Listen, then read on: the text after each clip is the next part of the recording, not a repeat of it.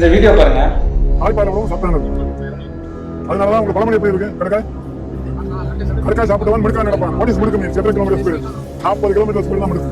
எனக்கு தெரிஞ்சது நான் சொல்றேன். அது வந்துட்டு மார்க்கெட்டிங் பிளேஸ். ஸோ வாயில வந்ததெல்லாம் அடிச்சுடுவாங்க.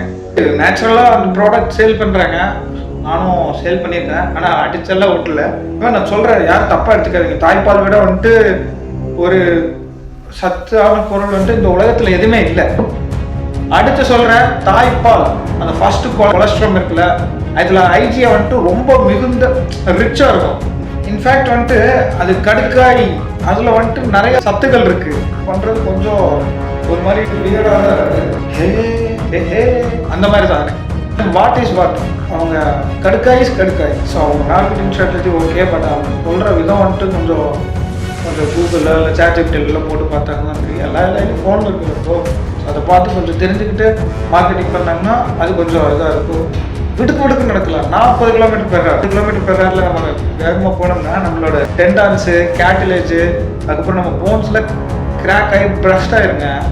நம்ம என்ன ரோபோட்டா வேக்கு நடக்கிறீங்க. இந்த சோஷியல் மீடியாவில் வர்றது வந்துட்டு 50% உண்மையாக இருக்கும், 50% பொய்யா இருக்கும். ஏன்னா சாட்ஜிபிடி இருக்குது, கூகுள் இருக்குது, மெட்டா ஏஐ இருக்குது வாட்ஸ்அப்பில்.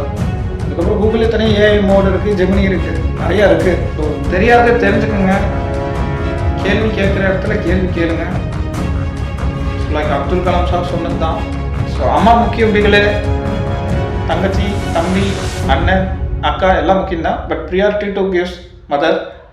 So anyway, Tata. சாப்பிடுங்க, தூங்குங்க, ஃபோன் அளவாக யூஸ் பண்ணுங்கள்.